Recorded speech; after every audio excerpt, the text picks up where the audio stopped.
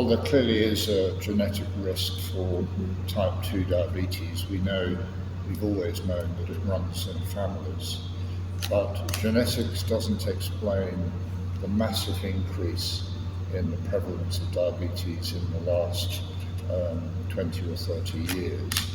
That's down to environmental factors and our behaviour as a society. So we know that particularly in Mexico, obesity is a major problem, and that's one of the important causes of this great acceleration in the rate of diabetes. Yes, I'm particularly interested, of course, in how we can better prevent and treat diabetes, and I think the new technologies offer some great hope in that regard. New technologies on their own are not the answer, however. You need a well-developed integrated health system, and you need the means to capture data about people reliably so you can see whether your interventions are actually working. But that said, if you have those things in place, a well-integrated health system and good data platforms to capture information about people, there are some very promising developments. For example, genomics and proteomics, that's the ability to measure the proteins in the plasma, can help us detect those people at particular risk of developing diabetes so we can intervene earlier in a more precise way. It can also begin to tell us those people at risk of developing the complications of diabetes, so they too can receive more precise preventative treatment earlier in the disease process. So those are two examples of where technologies can help. Another example would be the use of artificial intelligence. We know that people with diabetes have a real risk of developing eye disease. In fact, diabetes is the commonest cause of blindness in people of working age. It relies on being able to look at the back of the eye and see certain patterns, but of course you usually need a specialist to interpret that image. There are now technologies which enable us to capture the image of the eye, and then through the use of artificial intelligence and machine learning, automatically detect those people with a serious problem. And that is as accurate as the specialists. So this could help in situations where there's a lack of specialist expertise. Well, of course, everybody would wish to do that, and there is already some evidence that two things can probably do that. So bariatric surgery, which is essentially drastically reducing the amount of food that enters the absorptive part of the digestive tract, can reverse diabetes in some people very effectively, but obviously it's an invasive intervention, but probably should be used more, in my opinion.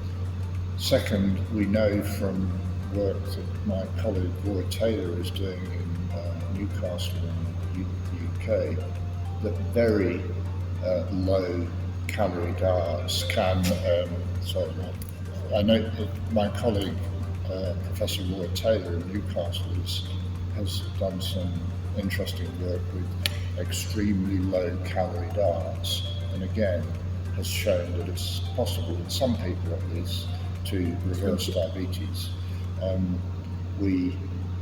That's hard to do and hard to sustain, as we all appreciate when it comes to dieting, and so we do need other mechanisms that will help in that fight.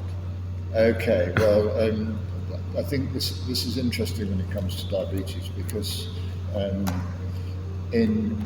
if you have type 1 diabetes, which is a a situation where there is absolute insulin deficiency, then obviously if you were able to replace the insulin producing cells, and there are approaches which involve transplantation of the islets, as they're called, that produce insulin, and that in some people can be an effective treatment, although it requires immunosuppression, which comes with its own problems and side effects.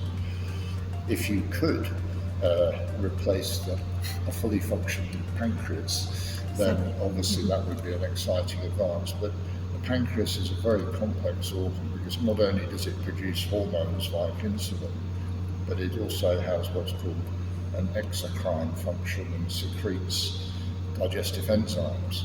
So I think we're going to be a long way from creating something of that complexity that can be used safely. The other issue, of course, is that in type 2 diabetes, which is where the major epidemic is, the problem is not so much a complete absence of insulin, it's the fact that the body is quite resistant to its action. So it's in a sense, it's a systemic problem that's not easily dealt with just by putting in a bit of an organ that may not be working as well as you would like. So I hope that's clear. It's not an easy solution. Well, there have long been efforts to try and use mechanistic systems that would sense the blood glucose level and then secrete the right amount of insulin, just as our pancreas would. Our pancreas is remarkably sensitive to changes in blood glucose, and the right amount of insulin is put out.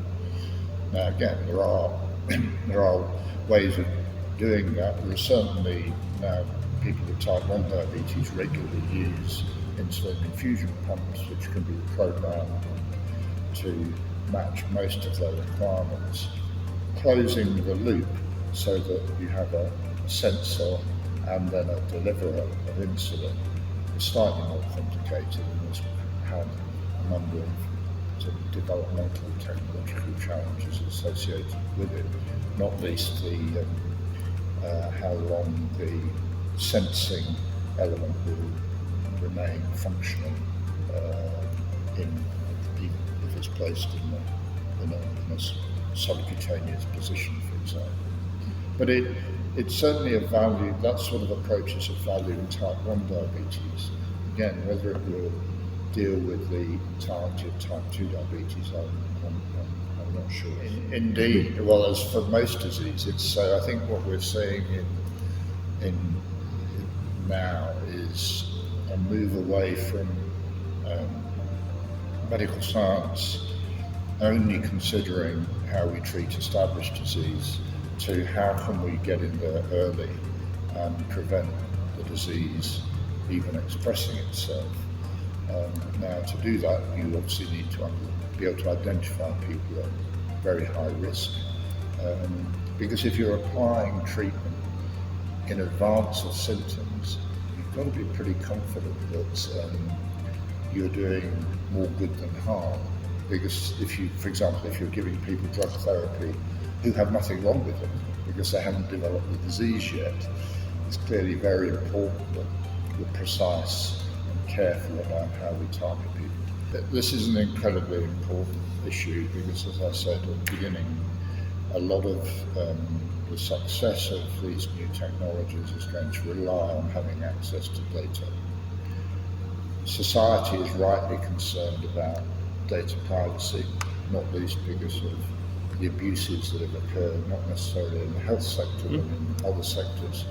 So society is sensitised about this, and whatever we do, we have to maintain the trust of the public in the way we develop these new technologies and apply them.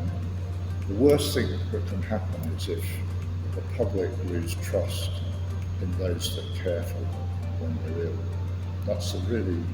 Will be a really destructive situation, because when you're ill, you need to look to somebody you can trust. So I think we all accept that this is a very important issue. However, I do also feel that in contemporary society, if we take part in society and we are contributing to that society, and there is a sense of social solidarity about what we do, then we also have a responsibility to share our data, as long as it's in an anonymised form, if it will benefit others and benefit the provision of health to the majority.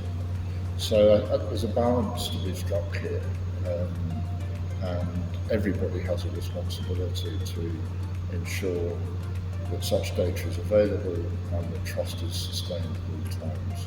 Globally? Well, I think that's I know I'm a dreamer. No, that's an idealistic and lofty aim, and I think it makes a lot of sense. That would be wonderful were that the case. I've just come from China. You are not allowed to move genetic data, or indeed much other health data, out of China. So we might have that ambition, but you will find in various countries that there are real protection issues about their data going outside of their sovereign state. So, and I'm sure some of it can be addressed through creating disease registries that are suitably anonymised. And that will be, I think, particularly necessary in the rarer diseases, where you need the largest possible population to make sense of the data. You know, you might be a disease where there are only 10 cases in Mexico, and it's quite difficult to learn how to progress the care of that condition unless you have access to many hundreds of cases and can see what works best. You know, you can't run a conventional trial on 10 people, for example. I think we're entering the most exciting period of medicine. The advances in science are unprecedented. We need to harness that scientific advance, and technology is much of the answer. And so if you're embarking on a career in medicine, or if you're established and looking to ways that you can improve the care you give, then do embrace the new technologies, you know, apply them with care, evaluate them, but there are great opportunities there for us to improve not only treatment, but particularly prevention.